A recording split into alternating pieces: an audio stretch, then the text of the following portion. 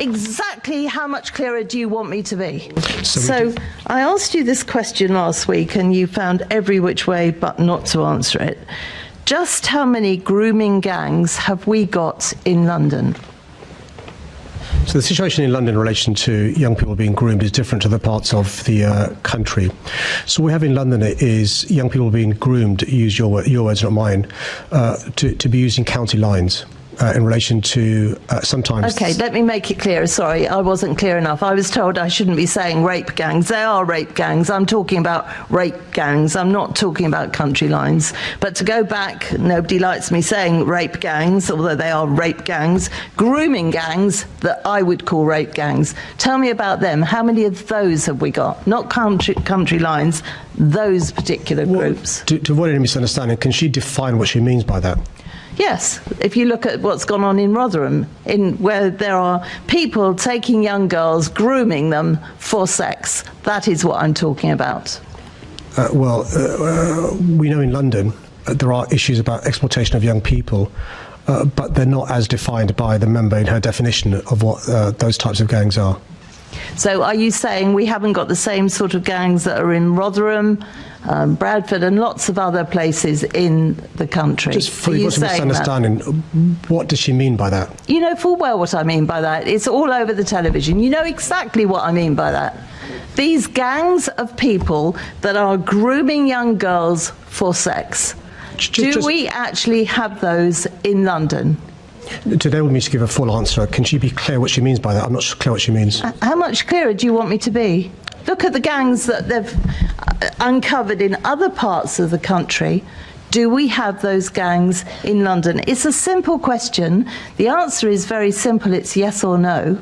I'm not asking you where those gangs are because the police might not want them to be disclosed. I'm asking you, do we have those sort of gangs in London? I'm not sure why she's so nervous to say what she means. What do you mean? No. I am saying exactly what I mean. I'm saying, have we got any of those grooming gangs in London? I'm unclear, Chair, what is meant by the question. If she could spell it out, I can answer. I've just spelt it out. Are you not listening? It's the sort of gangs that groom young girls at a young age for sex. Exactly how much clearer do you want me to be?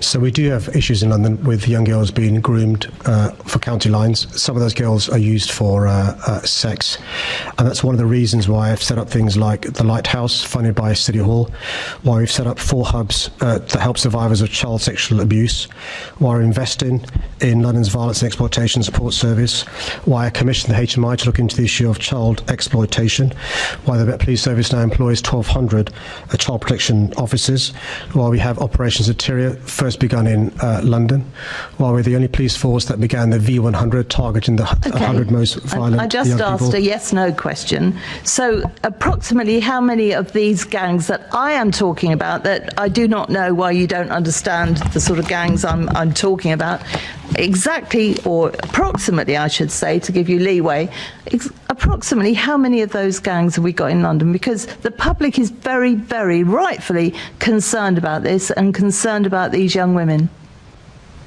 Well, I'm still none the wiser why she's so nervous about saying what she means. But in London, we have V100, which are the 100 most prolific, dangerous people the police target. That number goes up and down.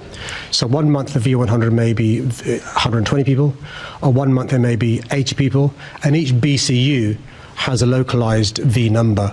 So when I was in Croydon a few weeks ago, the V number wasn't 100, it was a bit below. But as they reminded me, people can sometimes go in that list or out that list. Thank you. Chairman, I was very clear on what She asked 6 times, 6. And still, he dodged, deflected and hid behind political theatre. When pressed on grooming gangs, Sadiq Khan, the man responsible for London's safety, refused to say the words rape gangs. He couldn't even bring himself to admit they exist in the capital.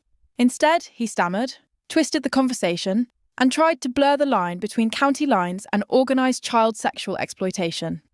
But the public wasn't fooled. This wasn't just evasion. It was cowardice on full display. A moment of national disgrace. A mayor under oath refusing to acknowledge the suffering of abused girls. And for millions watching across the UK, one thing became painfully clear. If a leader can't even name the crime, he'll never fight it. The room was tense, but the question was simple. Do rape gangs exist in London? And yet, Sadiq Khan, the man who governs the city, who has access to every police briefing, every intelligence file, every safeguarding report, stood there like a deer in headlights. Not once, not twice, but repeatedly. She asked the same direct question 6 times. And what did he do? He wriggled, he ducked, he tried to redefine the terms. He spoke about county lines, about funding schemes, about different definitions. But not once, did he say the words, rape gangs. And that's not a small omission. That's a betrayal. Because the victims know exactly what they were groomed into. It wasn't drug running. It wasn't vague exploitation. It was sexual abuse. Repeated, organised, brutal. And instead of standing up for those victims, Sadiq Khan hid behind bureaucratic language. He gaslit the questioner. He claimed he didn't understand what she meant, even as she described it plainly, clearly, and publicly. Exactly how much clearer do you want me to be? She asked again. I'm talking about rape gangs, like the ones we saw in Rotherham. Are they here in London? And yet he stood there, still claiming he didn't understand, still dodging, still refusing to utter the words that would force him to act. Let that sink in. The Mayor of London asked a yes or no question about child rape gangs, and he refused to answer. He didn't deny they existed. He didn't say they'd been tackled. He simply wouldn't say anything, and the silence was deafening. Because in that silence was every abused child's story ignored, every whistleblower punished, every community abandoned to political fear. And why? Why wouldn't he answer? Because to name the crime is to own it. To say rape gangs exist in London is to admit that politicians have failed, that despite all the posturing, all the funding, all the virtue signalling press releases, they still let it happen. And rather than risk the political blowback, Khan chose the safer path. Silence, evasion, cowardice. This wasn't just a bad look. It was a moment of national embarrassment. Because while victims cry out for justice, their own mayor couldn't even say what they endured. And for viewers across the country, it became obvious. This isn't about safety. It's about image. It's about protecting political capital, not protecting children. It's about fearing media headlines more than the truth, and it gets worse. Because behind Khan's silence is a system designed to protect itself.